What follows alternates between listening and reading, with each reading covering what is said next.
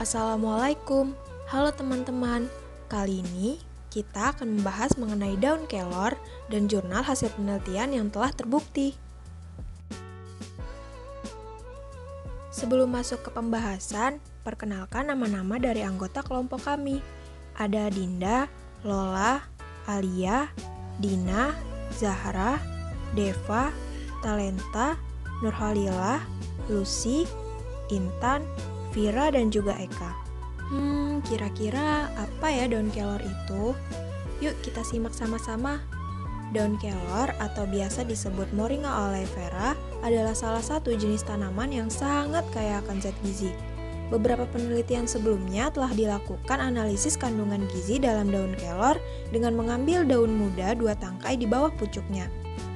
Dari penelitian tersebut didapatkan hasil yakni protein sebesar 28,25%, beta-karotin berupa provitamin A sebesar 11,93 mg, kalsium sebesar 2241,19 mg, zat besi sebesar 36,91 mg, dan magnesium sebesar 28,3 mg. Penelitian ini dilakukan oleh Zakaria dan teman-teman. Teman-teman, ternyata daun kelor memiliki kandungan nutrisi dan senyawa penting bagi tubuh loh. Selain itu, daun kelor juga mengandung zat fitokimia seperti tanin, steroid, triterpenoid, flavonoid, saponin, antrakuinon, dan alkaloid. Senyawa pada daun kelor juga mempunyai kemampuan sebagai antibiotik, antiinflamasi, detoksifikasi, dan antibakteri. Wah, banyak sekali ya kemampuannya. Selain memiliki kandungan nutrisi dan kemampuan bagi tubuh, daun kelor juga memiliki manfaat, yakni untuk meningkatkan status gizi pada anak yang malnutrisi, mengatasi masalah gizi buruk pada ibu hamil, dan menjadi obat herbal untuk hepatitis B. Wah, hebat banget ya daun kelor bisa menjadi obat herbal. Itu karena adanya kandungan zat kimia seperti minyak behen, minyak terbang, emulsin, alkaloid, serta vitamin-vitamin yang ada pada daun kelor. Vitamin yang ada pada daun kelor berupa vitamin A, vitamin B1, vitamin B2, dan vitamin C. Selain itu, kelor juga mengandung lebih dari 90 nutrisi, 48 jenis antioksidan, dan 36 senyawa antiinflamasi. Wow! Kandungan gizi yang akan kita dapat dari daun kelor yakni ada protein, zat besi, kalsium, zinc, fosfor, dan magnesium. Peningkatan status gizi balita melalui pemberian daun kelor atau Moringa oleifera. Status gizi balita merupakan cerminan dari status gizi masyarakat. Masalah gizi yang biasa timbul antara lain seperti gizi kurang dan gizi buruk. Gizi kurang terjadi jika asupan zat gizi lebih rendah dibanding yang dibutuhkan. Sedangkan gizi buruk terjadi jika asupan zat gizi semakin rendah. Berbagai upaya untuk mengatasi masalah gizi telah dilakukan oleh pemerintah. Salah satunya adalah pemberian makanan pendamping ASI. Kelor merupakan bahan pangan yang kaya akan zat gizi makro dan mikro.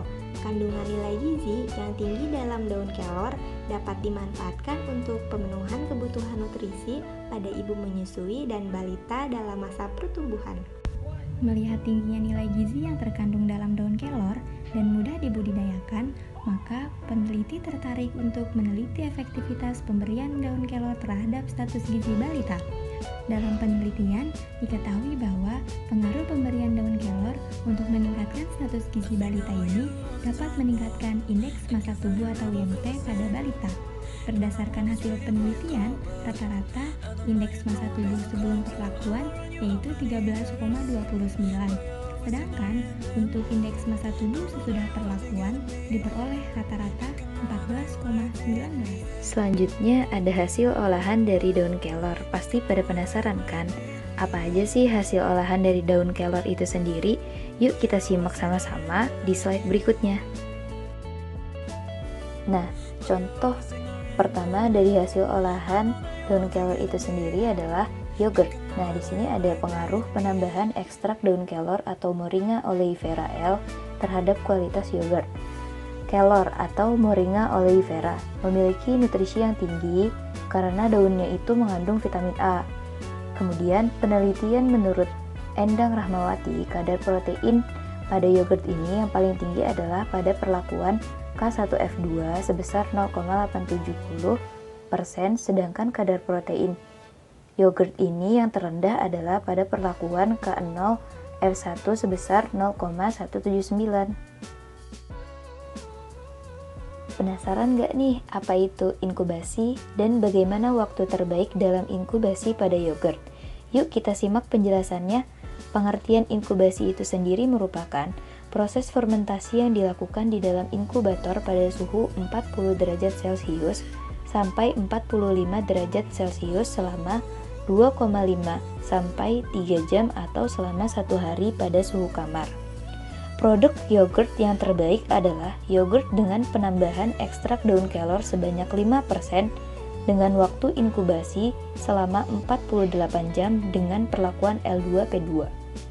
Yogurt kelor dengan perlakuan L2P2 memiliki kriteria berwarna hijau muda, tidak beraroma daun kelor, teksturnya lembut, kental, dan tidak berasa daun kelornya. Hasil olahan dari daun kelor yang kedua adalah bakso tempe daun kelor. Bakso tempe daun kelor adalah cara pembuatan bakso menggunakan alternatif lain dengan bahan baku seperti daun kelor. Selain menambah nilai gizi dari bakso, daun kelor juga mampu meningkatkan potensi dari bahan pangan tersebut. Bakso daun kelor ini adalah produk bakso yang bernilai gizi tinggi, tetapi ekonomis karena daun kelor murah, mudah ditemui, dan mudah didapatkan. Berikut adalah foto contoh bakso tempe dari daun kelor. Nah, bagaimana sih uji organoleptik yang diperoleh dari hasil pemasakan? Yang pertama adalah warna. Semakin banyak daun kelor yang ditambahkan, maka semakin hijau akibat dari klorofil yang dihasilkan dari daun kelor. Yang kedua adalah tekstur. Teksturnya ini lembek, dikarenakan kandungan air yang tinggi. Yang ketiga adalah rasa. Semakin banyak penambahan daun kelor, maka rasa bakso tempe menjadi agak pahit.